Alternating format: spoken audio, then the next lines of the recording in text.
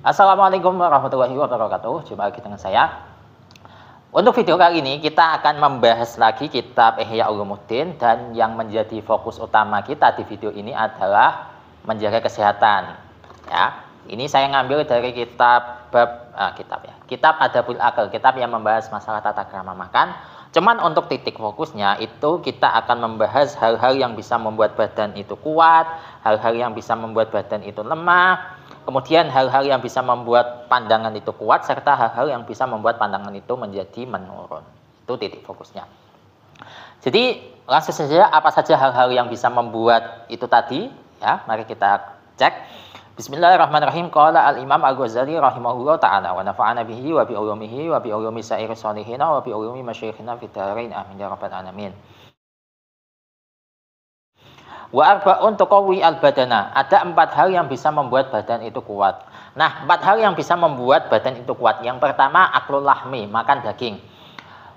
Daging jelas mengandung protein, ya, protein hewani. Laki-laki ini bisa kalian cross check ya. Yang kedua, wasyamutib, mencium wangi-wangian. Nah, untuk mencium wangi-wangian ini belum pernah saya dengar pernyataan dokter masalah wangi-wangian itu bisa membuat badan kita semakin kuat, ya. Tapi bisa kalian cross check lagi. Yang ketiga, wakasratul ghusli min ghairi jima'in, memperbanyak mandi meskipun dalam kondisi tidak setelah jima. Alias meskipun kondisi kita tidak dalam kondisi hadas besar, itu dianjurkan mandi. Tapi dengan dengan syarat dan ketentuan yang berlaku. Saya pernah dengar kalau seseorang itu mandi di tengah malam itu tidak dianjurkan oleh ilmu kesehatan. Kenapa? Karena ketika tengah malam, ya ini khususnya tengah malam, itu suhu tubuh manusia itu sedang meningkat, ya, dari biasanya. Nah, sedangkan di kondisi tengah malam itu suhu air itu dingin.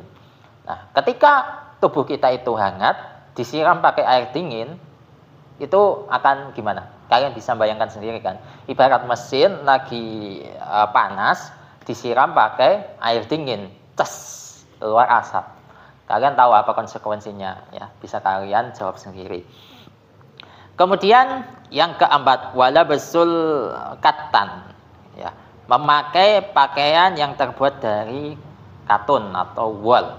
Ini juga saya belum pernah dengar, cuman kalian bisa mencari tahu apakah ini benar atau tidak. Itu 4 hal yang bisa menguatkan badan. Kemudian wa arba'un tuhinu al-badana, 4 hal yang bisa membuat badan itu lemas. Yang pertama, kasratul jima, memperbanyak jima. Nah, kalau ini jelas ya, nggak usah saya terangkan lebih jauh. Yang kedua, wa kasratul ham, kebanyakan mikir, kebanyakan prihatin. Nah, ini juga jelas.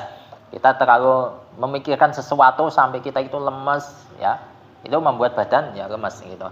Kemudian yang ketiga, wa kasratu syurbil ma'i alal rik, kebanyakan minum air alal rik. Alal rik itu di atas air liur, cuman maksudnya itu adalah banyak minum air sedangkan kondisinya itu sedang lapar.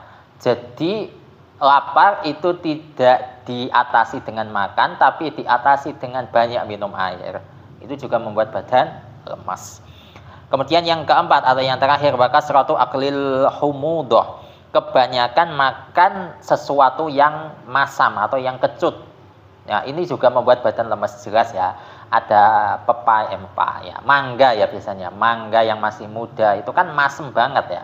Dimakan banyak ya, itu membuat badan lemas. Nah, itu 4 hal yang membuat badan kuat dan 4 hal yang membuat badan lemas. Kemudian yang selanjutnya, wa arba'un tuqawi al-basar, 4 hal yang membuat pandangan kuat atau mempertajam pandangan. Yang pertama, al-julusu hayalal kiblah, salah. Duduk menghadap kiblat. Nah, ini juga tidak bisa dibuktikan secara medis, cuman ya bisa kalian praktekkan sendiri, ya, bisa kalian praktekkan sendiri. Serta kalau di kitab-kitab taklim itu biasanya ketika seseorang itu belajar itu dianjurkan menghadap kiblat. Untuk saya sudah pernah mempraktekkan dan alhamdulillah di usia saya sekarang ya, itu pandangan saya alhamdulillah masih terjaga. Padahal untuk teman-teman saya yang seusia dengan saya itu ya banyak dari mereka itu yang pandangannya itu sudah kabur. Jadi melihat tulisan yang ada di jauh ya itu tidak jelas, tidak bisa dibaca. Tapi kalau saya alhamdulillah masih bisa membaca tulisan yang jaraknya cukup jauh itu. Kemudian yang kedua wal kahlu ya inda naumi, memakai celak ketika tidur. Nah, untuk ini belum pernah saya praktekkan seumur hidup saya, sampai saya bikin video ini belum pernah saya praktekkan. Kemudian yang ketiga wan nadhar ilal hadrah, melihat hijau-hijauan. Nah, kalau melihat hijau-hijauan ini jelas ini membuat pandangan mata kita semakin rileks ya. Melihat pemandangan terutama yang hijau-hijau ya itu membuat hati kita semakin tenang. Makanya kalau dalam penjelasan dokter, nggak saya sebutkan dokternya, tapi saya tiap ingin tahu masalah kesehatan itu saya menonton video dari dokter ini.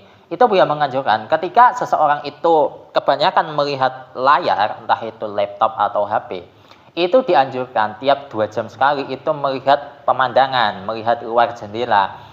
Agar apa? Agar mata yang awalnya itu cekung kembali menjadi cembung gitu. Serta tiap 2 jam sekali itu dianjurkan untuk peregangan.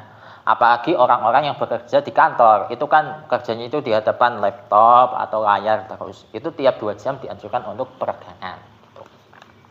Kemudian yang keempat ya, hal yang bisa membuat pandangan itu menjadi tajam adalah watan di full malbas, menyuci pakaian atau membersihkan pakaian. Nah, itu 4 hal yang membuat pandangan kita kuat. Kemudian wa arba'un tuhinu al-basar, 4 hal yang membuat pandangan itu menurun atau membuat pandangan kita itu semakin buruk. Yang pertama an-nadharu ilal qadari. Kalau nggak salah bacanya seperti itu ya.